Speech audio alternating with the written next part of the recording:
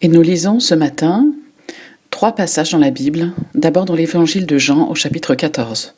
« Moi, je demanderai au Père de vous donner un autre défenseur pour qu'il soit toujours avec vous, l'Esprit de vérité, que le monde ne peut pas recevoir parce qu'il ne le voit pas et qu'il ne le connaît pas. Vous, vous le connaissez parce qu'il demeure auprès de vous et qu'il sera en vous. » Et puis toujours dans l'évangile de Jean, au chapitre 20, les versets 19 à 22. Le soir de ce jour-là, qui était le premier de la semaine, alors que les portes de l'endroit où se trouvaient les disciples étaient fermées par crainte des autorités juives, Jésus vint. Debout au milieu d'eux, il leur dit « Que la paix soit avec vous. » Quand il eut dit cela, il leur montra ses mains et son côté. Les disciples se réjouirent de voir le Seigneur. Jésus leur dit à nouveau « Que la paix soit avec vous. Comme le Père m'a envoyé, moi aussi je vous envoie. » Après avoir dit cela, il souffla sur eux et leur dit « Recevez l'Esprit Saint. » Ce matin, quelle joie d'être à nouveau ensemble, même si les conditions sont particulières. Et quelle joie que la réouverture de notre temple se fasse dans ce temps qui est encore tout habité par la Pentecôte. La Pentecôte, en effet, c'est le déconfinement radical des disciples de Jésus. Disciples, ça nous fait penser à élèves, étudiants. Les disciples sont les élèves et ils vont devenir à la Pentecôte des apôtres, des envoyés. Ce matin, je voudrais revenir avec vous sur ce récit que nous avons déjà lu et médité dimanche dernier. D'ailleurs, peut-être certains ont été surpris d'entendre cette lecture. Alors, ça n'est pas parce que Pierrot n'a pas tout dit ou aurait oublié des choses dimanche dernier, mais c'est plutôt parce que ce récit est tellement riche, comme beaucoup d'autres de notre Bible, que je voudrais encore explorer différentes dimensions et nous pourrions encore le relire de nombreux dimanches et nous enrichir. Dimanche dernier, donc, jour de Pentecôte, Pierrot nous avait fait réfléchir particulièrement sur la présence de Dieu à nos côtés. Sur cette présence qui est comme un trésor pour nous. Un trésor que bien souvent nous ne voyons pas, dont nous n'avons pas conscience. Et si vous avez vu le culte en vidéo, vous vous souvenez. Vous vous souvenez que Pierrot avait fait un parallèle entre ce récit de la Pentecôte et une vidéo qui retrace une expérience vécue par un grand violoniste virtuose, Renaud Capuçon.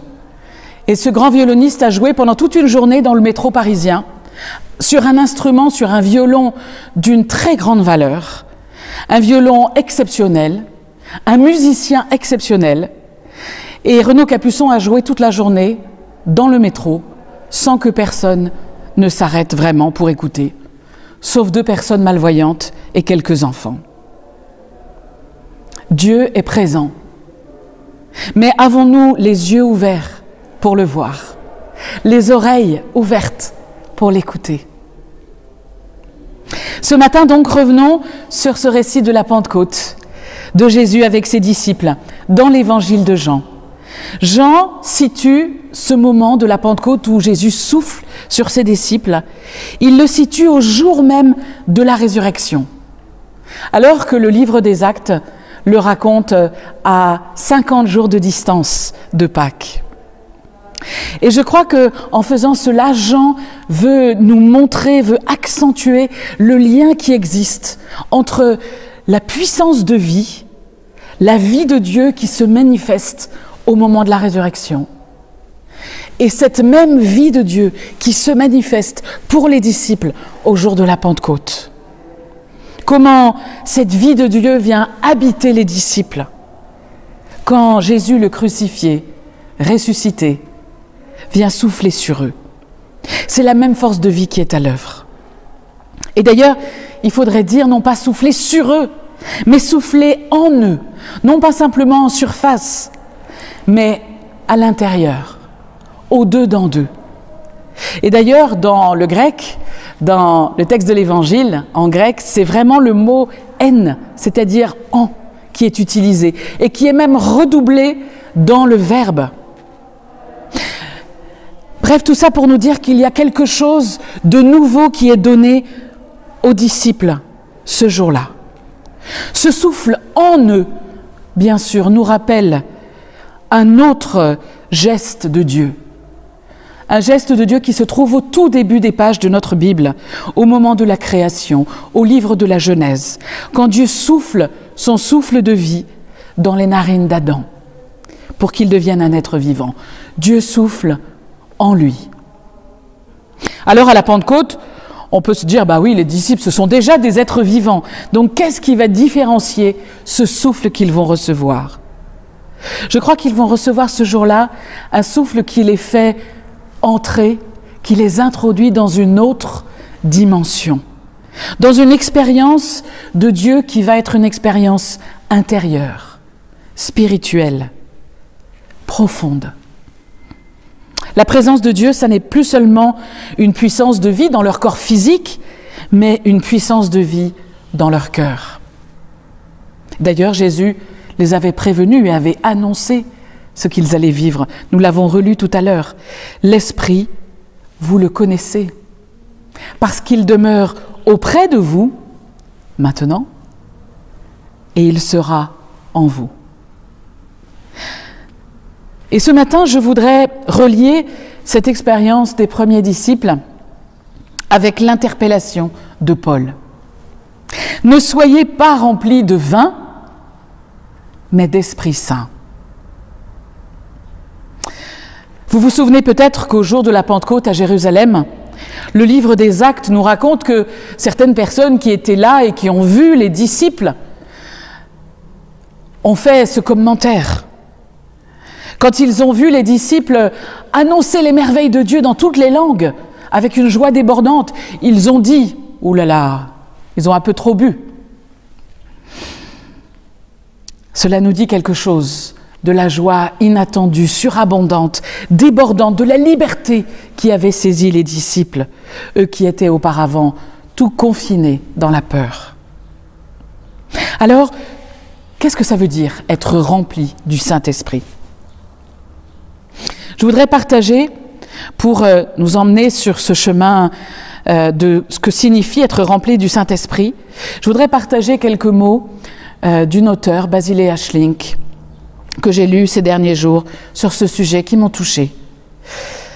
Alors je ne sais pas si vous connaissez Basilea Schlink, c'est une femme exceptionnelle, mais elle est peu connue et sans doute son nom ne vous est pas familier. Basilea, de son nom de naissance Clara Schlink, est née en Allemagne en 1904. Elle est née dans une famille de professeurs. Son père est professeur de physique, son frère deviendra professeur de théologie et elle-même va faire des études brillantes de histoire, de psychologie, de philosophie. Elle va obtenir un doctorat. Entre 1933 et 1935, elle devient aussi la présidente de la section féminine du mouvement des étudiants chrétiens en Allemagne. Et c'est à ce titre d'ailleurs qu'elle est interrogée à plusieurs reprises par la police pour sa défense des Juifs. Elle est aussi, pendant ces années, responsable d'un groupe d'études bibliques pour des étudiantes. Et avec son amie Erika, qui est aussi animatrice d'un groupe d'études bibliques, elles prient toutes les deux pendant de longues années pour un réveil, pour un renouveau de la foi, pour que ces étudiantes et étudiants qu'elles côtoient vivent une expérience d'approfondissement, une foi plus vive, plus personnelle, plus réelle, plus vraie. À la fin de la guerre, dans un pays marqué, bien sûr, par l'histoire que nous connaissons, marqué par la guerre, marqué par la honte, et dans la ville de Darmstadt où vit Basilea, une ville qui est aussi marquée par la destruction et par la mort, Basilea et son amie Erika vont être les témoins d'un réveil, de ce réveil qu'elles ont attendu et pour lequel elles ont prié.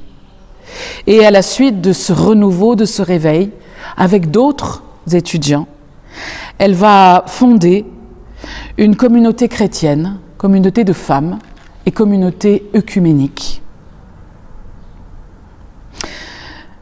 Elle fonde cette communauté en 1947 Et à partir de ce moment-là, jusqu'à sa mort en 2001, Basilea Schlink va devenir une auteure, une conférencière. Elle va donner des conférences dans le monde entier. Elle va écrire de nombreux ouvrages, des petits ouvrages de spiritualité, de prière, de méditation biblique. Et donc, dans un de ces petits ouvrages, voici ce qu'elle dit au sujet de cette parole, de ce verset de l'apôtre Paul, « Soyez remplis du Saint-Esprit ». Basilea a écrit ceci, « Il ne suffit pas que le Saint-Esprit nous ait régénérés, qu'il nous avertisse, nous dirige, nous console. Nous devons en être totalement remplis. Ne néglige donc pas cette prière capitale. Remplis-moi de l'Esprit. Il importe infiniment pour ta vie et ton service que le Saint-Esprit puisse affluer en toi. Pour l'établissement du royaume de Dieu, pour toute la communauté, pour chaque famille, il faut des hommes et des femmes remplis du Saint-Esprit, revêtus de l'autorité de l'Esprit. Être rempli du Saint-Esprit. En y pensant, je me suis dit que ça pouvait nous faire peur. Parce que si je suis rempli, c'est qu'il n'y a plus de place pour autre chose. Donc peut-être plus de place pour moi. Mais le Saint-Esprit n'agit pas contre nous, mais avec nous. Non pas pour gommer, pour effacer ou évacuer qui nous sommes, mais au contraire, pour nous permettre de manifester pleinement qui nous sommes, pour nous permettre de réaliser pleinement ce pourquoi nous avons été créés, notre vocation. Être rempli du Saint-Esprit, oui, mais est-ce que je le mérite ? Être rempli du Saint-Esprit, c'est peut-être bon et c'est peut-être vrai pour Basilea Schlink ou pour tel ou pour les pasteurs, mais pour moi avec ma vie ordinaire. Est-ce que ma foi est assez solide pour ça ? Est-ce que je suis digne de cela ? Jésus dit un jour à ses disciples qui l'interrogeaient, il dit « Le Père du ciel, votre Dieu, donnera l'Esprit Saint à ceux qui le lui demandent. » Dieu donne. Il nous faut demander. C'est tellement simple que ça en devient compliqué pour nous. Être rempli du Saint-Esprit, n'en ayons pas peur. Désirons-le, demandons-le. Être rempli du Saint-Esprit, c'est vivre une pleine confiance en Dieu pour agir en harmonie avec lui.